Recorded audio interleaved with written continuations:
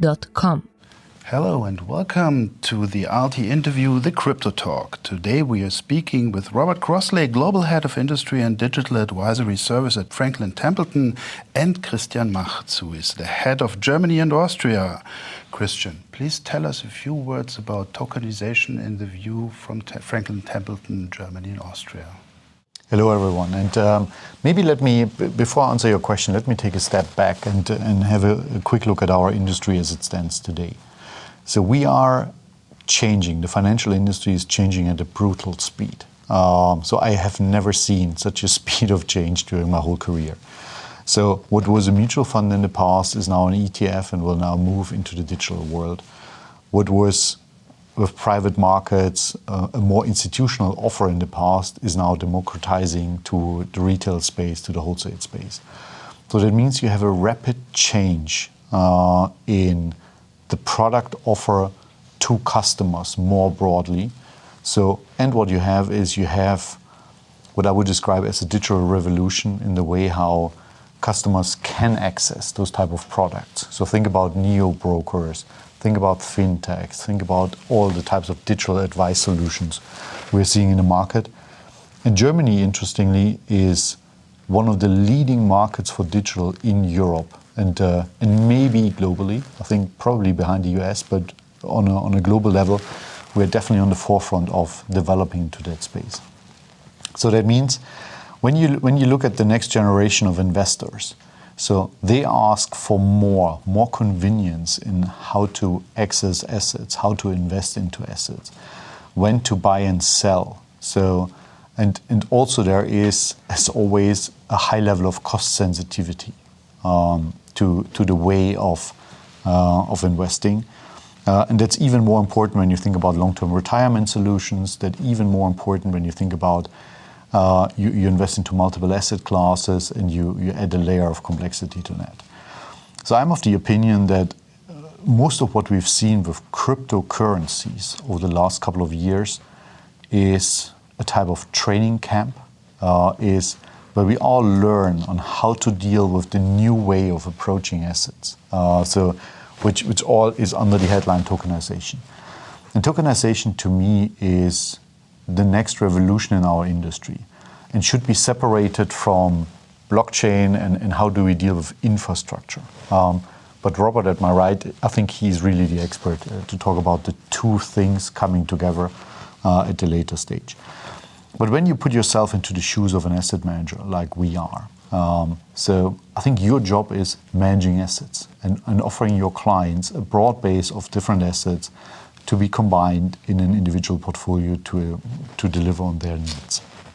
So that means what you want is all types of investable assets possible in an easy to access way, ideally on one platform, and ideally at the cheapest price possible. So this is a bit of the starting point. This is the demand starting point. So, and tokenization to me is the translation of traditional, in most cases fairly complex assets into a new way to approach them, to buy them, to sell them, to deal with them. So, and ideally in a more convenient and easier way to do that. So it's a long winding answer to your question, but it always gives you a bit of a direction on how we think about that. How are the investors actually judging that? Are they taking all your offers? So I think it's early stage. It's early stage. And ideally as an investor, that at least is my way of thinking about that. So you will not realize going forward if you buy tokenized assets or if you buy a real asset or if you have your investment assets on a walled infrastructure or on a traditional account record-keeping structure. So that means for you, it's just a much more convenient and ideally cheap way to access. So you might not realize that. So think about that as a type of custody service or wrapping service to your investments. So to make that much more easier. So I think investors will partially realize, partially not. So I think when you look at the demand side, cryptocurrencies give us an idea on how much demand for that type of solutions is in the market. So, and we definitely see demand for lower price investment assets out there. So, which right now is addressed by ETFs, and going forward will be even more addressed by tokenized assets. Now you mentioned the behavior of the typical retail investor. How do you think institutional investors are handling the topic tokenization? So I can tell you from my experience with institutional investors over the last couple of years that they are very open to that topic. So they see even more the advantages of those type of investing.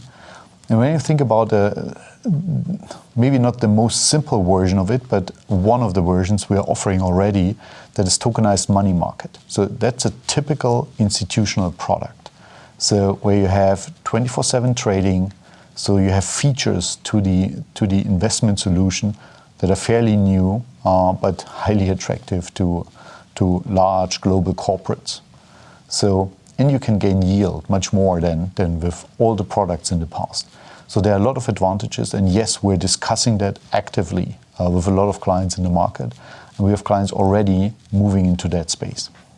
Thank you, Christian Machts. Now we're talking to Robert Crossley. He's the Global Head of Industry and Digital Advisory Service at Franklin Templeton. Do you want to add something to what Christian just mentioned? I would love to. Well, first of all, thank you for inviting me, and I'm very excited to be here in Germany, and especially with what the rate of progress here. What I'd like to pick up on and what Christian said was he made some really important points. The first was that around the speed of change. So the danger, or one of the dangers that I see, is that the world is changing faster than we're updating our beliefs about it, and faster than we're updating our business models and our thinking across the industry. Secondly, when you think about any form of technology, whether it's blockchain, whether it's AI, whether it's steam power, it does the same thing in the sense that it makes new things possible, and it changes the fixed and variable cost structure of the industry. So essentially it redraws the line between what's commoditized and what's valuable, or in investment language, between alpha and beta. And I think when Christian talked about that, and he talked about the next generation, it wasn't just the next generation of people, it's almost the next generation of technology, of expectations, of needs, and the intersection between those needs and the technology changes and has to change the way that we think about portfolios, investing, wealth creation, and value. And if you take a step back and look at what's really driving the change in industry, there's the demand side drivers, which are essentially people's needs, the different needs of the different expectations of different generations, the demographics. So if you think here in Germany, let's think 2,500 people turn 60 every single day. And if you have children, your children have, about a quarter of our children today have a very good shot of making it past 100. That is a lot of retirement, or that's a lot of working life to finance. Secondly, on the supply side of the equation, that's really where all the technology comes in terms of blockchain, in terms of AI, that's driving these changes that we see. And at the same time, in the middle of those two, the supply and demand, if you think about how the world of work is changing, if you think about the gig economy, our whole world is much more on demand, much more composable, I suppose, in crypto speak. Your job, your career, the whole financial system, which is really built on and focused on the workplace, is being changed by the reality of the economy and technology. And when Christian was talking about even something as simple and as fundamental as a money market fund, and maybe we come on to this later, that is a really good example of what we at Franklin Templeton call real world benefits rather than real world assets. If you're updating the shareholder record in real time, you can pay interest in real time, you can control collateral in real time, you can actually have an asset that does something functionally very, very different from our traditional assets. So one of the problems that we have in these discussions in our industry is that our traditional way of thinking, our traditional definition of terms, and our traditional way of looking at the world are all being forcibly challenged, or those meanings are being stretched by what the technology is making possible. And that's really why I'm so excited to be here and talking to you today, Christian. You know, Robert, I was raised in a world where T+2 was actually the thing. I think we are T plus Me too, exactly. something, or? Absolutely. So it always makes me, the reason I'm laughing is that Benji, our natively on-chain money market fund, we measure that settlement cycle in seconds. It's a block cycle. Okay. So even the unit of measurement going from days, not even to hours, but to seconds, that unlocks a whole slew of benefits that were previously completely impossible. But that's a great example of what I was talking about. The way that we think is being forcibly changed by new things that are made possible. However, if you're using the technology not to provide the benefits, but just to replicate the status quo in a more efficient way, I'd argue you're almost missing the point, or the clients aren't receiving the benefits if you're just issuing a tokenized receipt of the ownership, which is then going to settle next Tuesday. Sometimes 3 minutes waiting for crossing 2 chains on the wallet is a long time. But before we go into detail and talk about the Benji, let's talk about market transformation, because we have recently seen that Nasdaq was moving towards enabling tokenized versions of equities within the existing market structure. And I think within the existing market structure is the word we should focus on. At the same time, you guys, Franklin Templeton's research suggests that institutions are actively planning for blockchain-based models. You mentioned it already. How do you connect these two developments at the moment? I think they're enormously significant, Christian. The reason why is that if you look at almost the life cycle of acceptance of, let's call it crypto, blockchain, whatever you want to call it, to start with, people hoped it was going to go away. Then they begrudgingly accepted it, and now with various sort of changes that have happened in the world, it's become an unstoppable force. At Franklin Templeton, we were very lucky in that our CEO, Jenny Johnson, used to run ops and technology, and that's why we were one of the reasons why we were so early and so far ahead in our development and our journey. The reason why those two factors are so important, Christian, I think, is that previously, we had a situation where the industry was tokenizing individual securities or individual issues and then wondering why liquidity wasn't magically created or why the world wasn't changed. What the DTCC in the US, or the DTC and NASDAQ are doing is essentially giving the option of a tokenized version of the security top down, so the whole asset class. So DTCC has announced, so last year they announced that this year they are going to be working on tokenizing $100 trillion of US securities, equities and bonds, and with the ability to be able to either use the traditional rails with both the benefits and restrictions that has, or to be able to use new tokenized rails in a frictionless way. That opens the door to the displacement of inferior, clunkier, possibly less secure, more costly technology.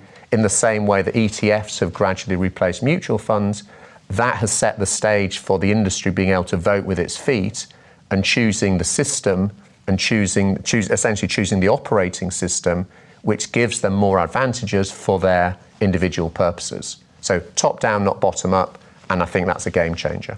Okay, let's talk about infrastructure. Your work often brings together 3 building blocks: wallets, tokenization, and smart contracts. How do these fit together in practice? That is a great question, and one I've never been asked. I think the intersection between them is really important, and I think there's a couple of valuable points that I think the industry overlooks here. The first is that we get lost in the technology. We talk about tokenization. When something is tokenized, it moves on-chain by definition. A blockchain is a piece of software. A wallet is a piece of software. An asset, when it moves on-chain, is a piece of software. So essentially what we're saying is, as something moves on-chain, it becomes software, and software is programmable. So there's a whole set of implications around programmability, automation, and customizability. The second big implication is that in order to hold a token, you also have to hold that in a wallet. So this is driving, and linking back to your previous point and question, this is driving that shift from an exclusively account-based world to a wallet and account-based world. And in those wallets, you have so much more functionality, so much more possibility and dimensions of possibility that don't exist within just accounts. And then thirdly, the smart contracts. If you think about a smart contract, really it's a form of automation. It's almost an intelligent form of automation that's embedded in something else, in the asset, in the wallet, in another piece of code. And if you take that even one step further, what becomes really, really almost mind-blowing is when you consider that agents, AI agents, are already starting to be embedded in wallets. If you think about a wallet containing all of your assets in the future and liabilities and benefits, etc., you have a single repository or a single locus of control for your entire portfolio. The ability to overlay that with intelligent decision-making that is bounded by various levels of autonomy, then you start to see the degrees of freedom to add value to clients and to add value to individuals, whether institutional or retail, in completely new ways. And so here at Franklin, our mission essentially in this part of the world is essentially to bring those real world benefits of the technology and, more importantly, our understanding of that technology to bear on individual client problems, because the current financial system or the current investment management world is still A, running on rails that were invented before the internet, B, are running on mental operating systems that maybe haven't kept up as quickly as the technology, and thirdly, that have to satisfy a set of needs of individuals of all different ages that are both growing and fragmenting. And I think technology enables us to be able to address all of those at once. But still, when people hear smart contracts, it sounds abstract. It does. What is a practical use case that shows their value clearly? If we take away the sort of unfamiliar language, I think we are in our everyday lives, we are used to various forms of automation, and we're almost used to the concept of an algorithm making automatic decisions for us, whether it's in our phone or your Facebook feeds being most of the dross being screened out. That all happens automatically behind the scenes in an automated way by software. A smart contract is essentially doing the same thing. It's a piece of auto-executable code which performs certain actions based on events in the outside world. So the other piece of jargon that you'll often hear is an oracle. An oracle is a data source of an event happening in the outside world, which is then read by the smart contract. Essentially, it's a sort of machine-readable event, and then that triggers the automatic execution of whatever that piece of software is being asked to do. Now, in our conversation and talking about the industry as a whole, there are all sorts of second and third order implications of that automation. So whether it's around regulation, whether it's around the ability to do things in real time, to be able to, whether it's regulation in real time and compliance, or it's being able to anticipate, that level of automation fundamentally changes what is possible. The ability to embed that automation actually in the asset, in the token, or in the wallet, that's what really changes what's possible.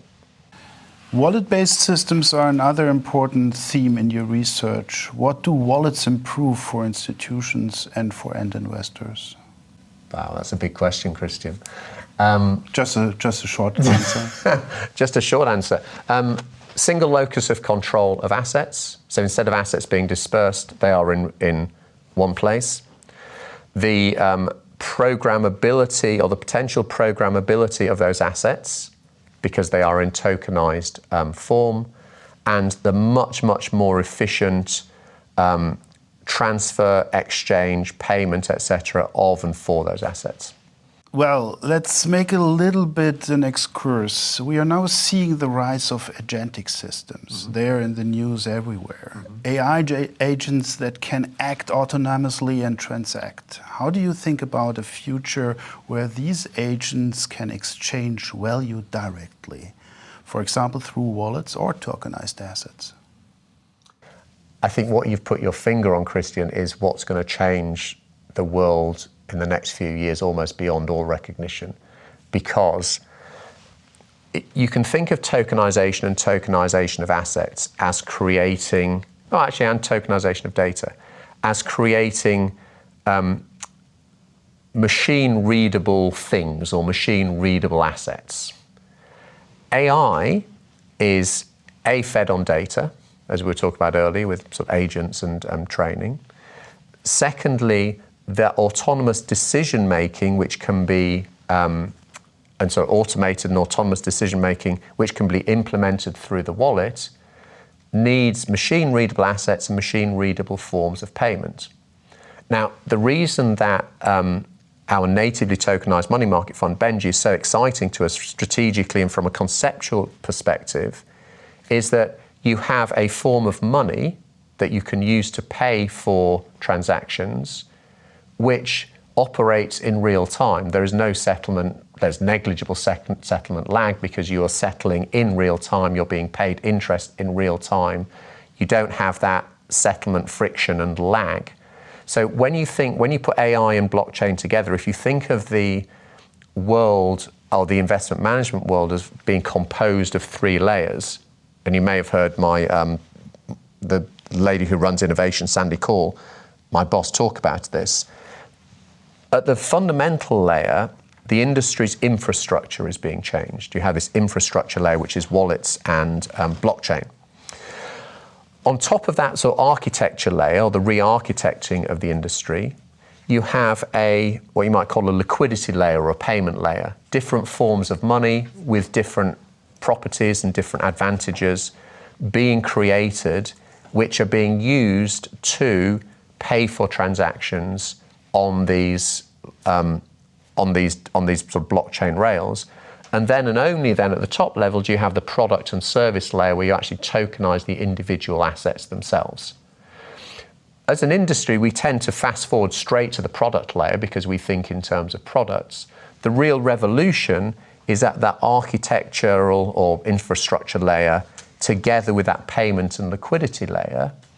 And putting the two things together, I think you'll start to see an acceleration in agentic payments this year. So using and that's by no means a controversial view, using forms of digital money or even fiat money to pay for things almost autonomously and seamlessly, that will be a stepping stone towards a much broader and much more holistic use of the portfolio and the wallet to extract the benefits that starts to enable.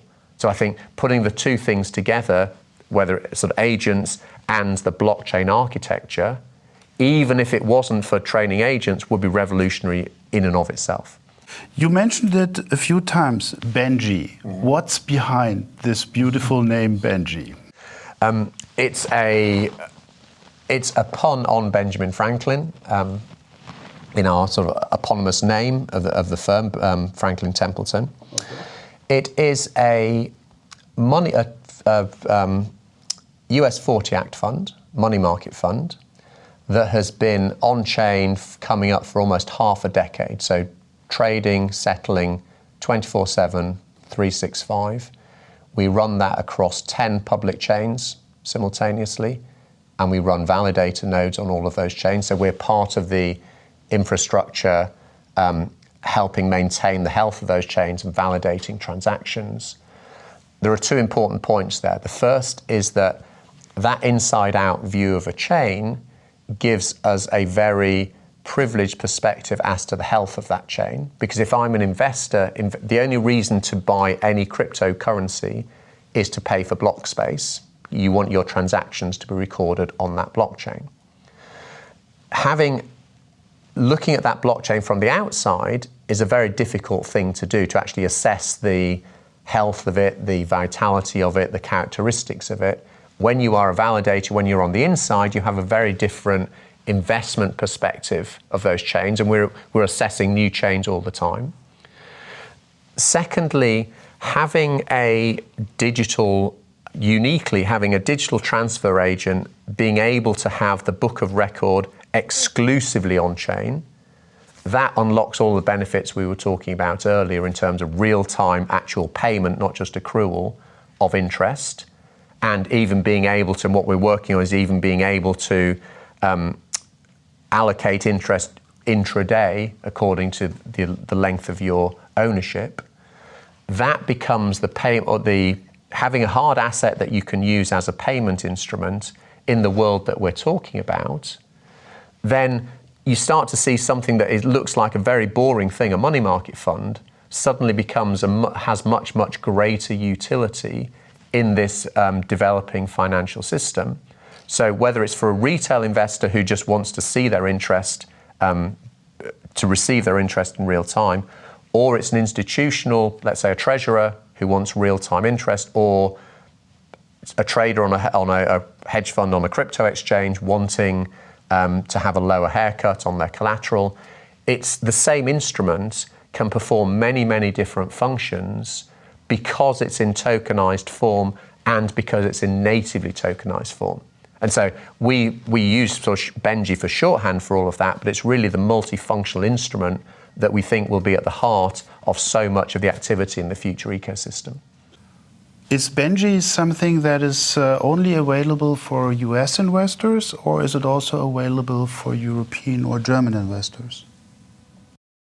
We started off with a 40 Act version. We now have a UCITS version, Luxembourg. We have a Singapore version. We have a Cayman version. So there are multiple versions. Yes, it is available in UCITS format. How would you compare the motivation of the investors coming from the US or living in Europe? Are they equivalent? Are they different when it comes to tokenization? I think this is one of the areas where our traditional way of thinking is being challenged, in that we will both naturally think in terms of geographic differences or generational differences, and absolutely those still exist and regulation is helping perpetuate those. However, I think that the differences between different geographies has much more to do with the both restrictions and freedoms of current regulation than it does of the actual underlying demand. And so being able to, I think the uses to which assets are put are universal because our needs are universal. However, we have different freedoms in different jurisdictions. There is a really interesting, I think, link to something even more fundamental in your question, Christian, in that when you buy an asset in the traditional world, you buy an asset because you want its value to appreciate. You buy it for its cash flows, obviously. In that sense, our ownership of that asset is almost passive. We buy it, we wait for it to change value. And if I'm an institutional investor, I can maybe do stock loan, I can do a few things, but not very much. I can't really sweat the asset. Buying that exact same asset in tokenized form in decentralized finance, DeFi represents a whole set of machinery that I can use that asset in many, many different ways to extract more value from it, to extract more income from it, to extract more utility from it. So exactly the same asset, wrapped in a different way, becomes something that has much more potential and different forms of value. So essentially what's happening is the two worlds of decentralized finance and all its technology and traditional finance are essentially converging, and those benefits that you can only get today in DeFi will be available to everybody in traditional finance, and we are trying to accelerate that future. Robert, tomorrow is the Crypto Asset Conference here in Frankfurt. Will you attend? I will attend, and I'll be very pleased to be speaking on one of the panels in the afternoon. Thank you very much for the conversation. What becomes clear is that tokenization is moving beyond theory into real-world implementation, shaping how assets are issued, distributed, and managed. The combination of wallets, smart contracts, and tokenized funds is starting to redefine financial infrastructure. Thank you also to our audience for listening to the ALTI Crypto Talk. See you next time. Thank you. alti.com, the online portal for institutional investors in Germany, Austria, and Switzerland. alti.com